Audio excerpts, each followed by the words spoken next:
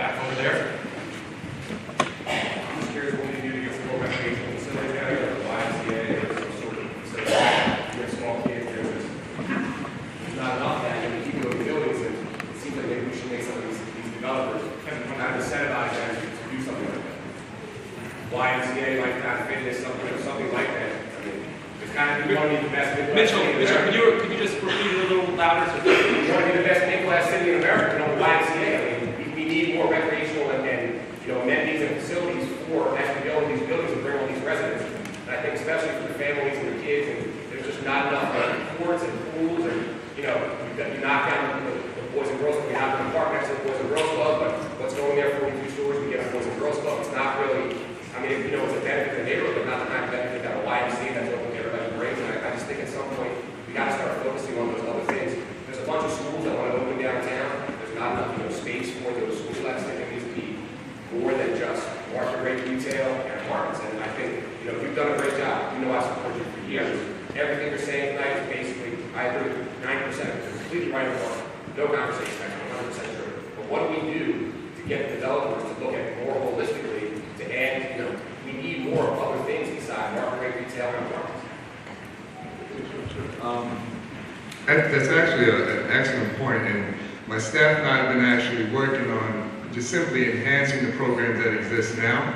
That's gotten better. And it's going to get even better. I promise you that it's going to get even better. I mean, we just handled an initiative where we've mandated that our coaches become CPR licensed.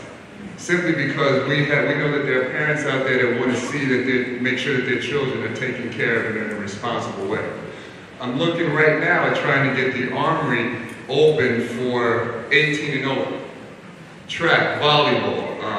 We're working on trying to get a roller skating rink, turn the ice skating rink into a roller skating rink. So there are many initiatives that we're planning. I've only been on the job for 2 months.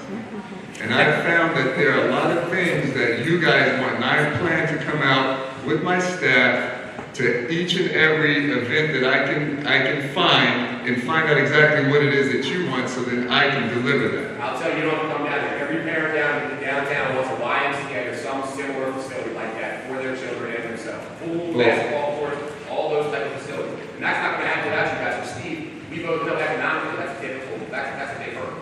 So But you have to understand that. Sorry, but you have to understand that a lot of those programs exist now. The problem is that you just don't know about them. I'm not talking about the program, I'm talking about the facility. I got it. But there are facilities here that you can avail yourself to. And if you'd like, you can come by, we can have a conversation, and I can show you. That's one of the reasons that we want to push for the Armory, because that is a very unused facility that we need to get our arms around. So that being said, we can have a conversation, and I'd be more than happy to talk to you one-on-one and talk about exactly what you need me to do in order to facilitate your agenda. No problem. Just want to acknowledge one of our other council people here. Councilwoman Joyce Waterman has arrived here from the planning board. If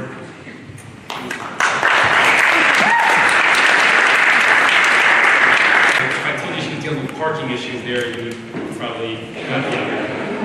But, okay, here, over here. Hi, my name is Carlos Monroe. I live on Merchant Street.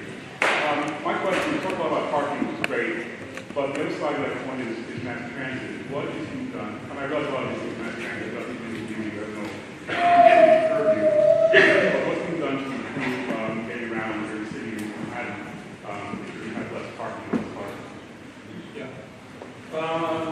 Question, repeating it, it has to do with mass transit and accessibility of mass transit and what are we doing, even though it's not directly in our responsibility from a control standpoint, what are we doing to do that? So maybe that's a broader question about some infrastructure stuff overall. I think that ties into schools and sewers and a lot of the stuff that we think about as it relates to our growth as a city.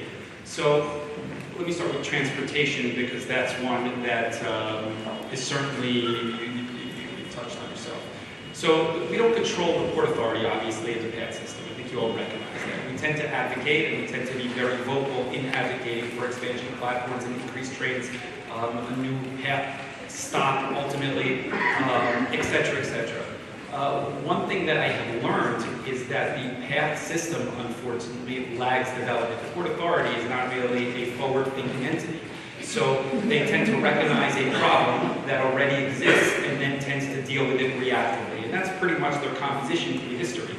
And being that we don't have control directly of an outcome there, you could say that we could stop the growth is one hand, one potential opportunity, and then advocate for them to try to get them to change. And then once they change, then continue, right? There's been no history of that or no willingness from their standpoint to do that.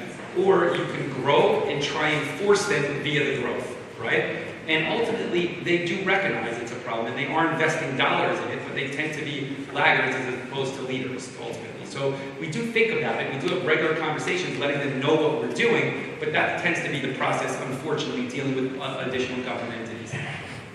On the school front, on the school front, there's 2 schools under construction right now. We actually changed the Golden Door, what was the Golden Door Charter School in Marin. It's going to be a new middle school, which will be a top-tier middle school, servicing hundreds of kids, knowing that middle school is a gap. The thing that I'm most excited about right now is that we are working with the development community on the private side to encourage them to build schools within some of their facilities. And we're very, very close on some substantial one ultimately. And that goes back to what I said earlier on redevelopment plans and flexibility ultimately. So some of those redevelopment plans wouldn't allow that sort of thing. And so then we say, okay, where is there already pockets of density, right? And is it worthwhile for us to give a density bonus in that situation in exchange for them building a school that will service a large number of individuals in the public school system, right? Is that a good trade ultimately for us?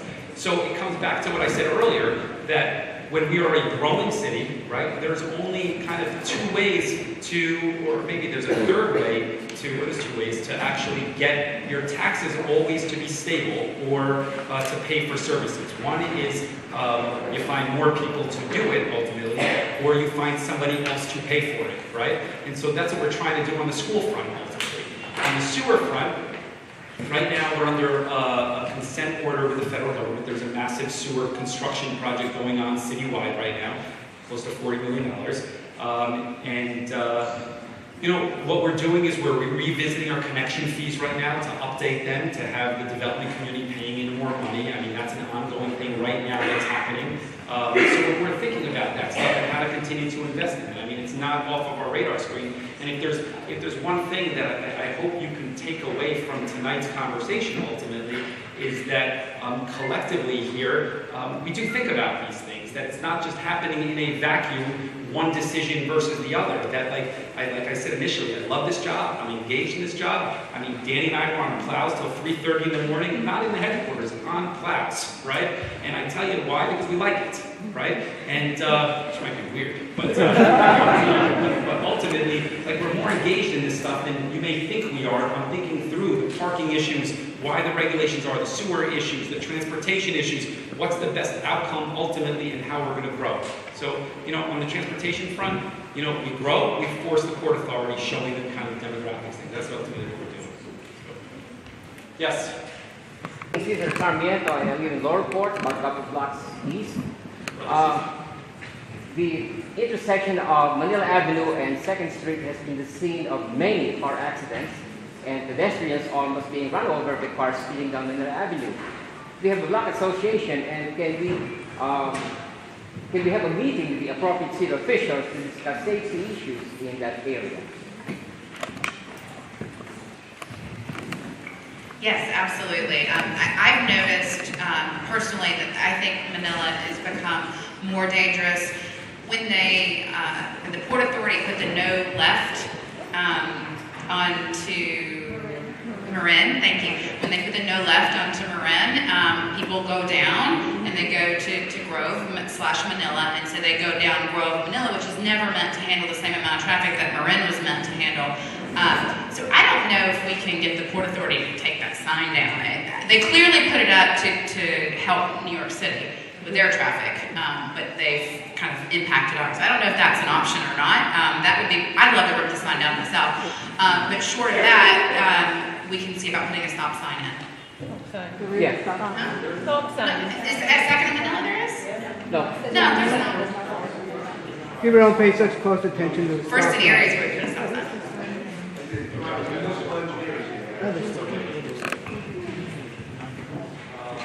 Yes.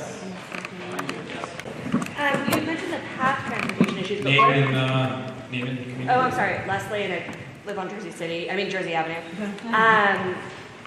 You talked about the path transportation, but what about within the city? I mean, if you want less cars in here, if you want less vehicular traffic, the city, like the buses are terrible. There's really not a lot of options as far as getting around the city other than a car or walking. What are we doing to improve that? Her question was about mass transportation access citywide outside of the path system. So she's talking more city-centric ultimately, and bus system as well. Paraphrase?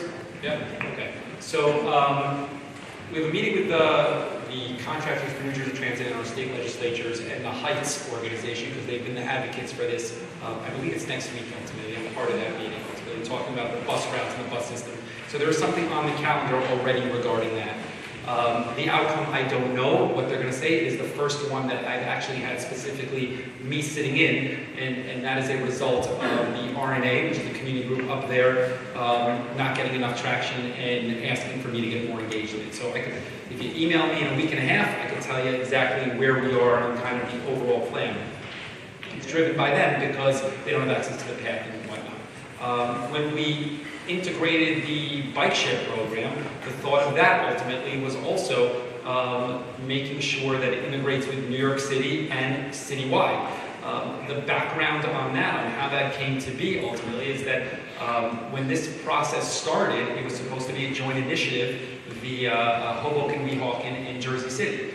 And we quickly had a disagreement on priorities. My priority was integration with New York, being that a lot of people work over there to have a seamless pass, ultimately, and their priority was cost of bikes, ultimately, that getting more bikes, ultimately. So we split separate ways on that. We raised the money for the private sector, and we raised $2 million for that, and it acts as a way to attach some of the different areas. City Bike wanted to consolidate, this was another doing, consolidate similar to what they did in New York City, entirely in Manhattan to start. Their goal was to have the entire initiative in Ward E to start. And that was a major breaking point where we dug in and I said, I raised the money and we prefer to have no bike share program because the goal is to integrate us more broadly.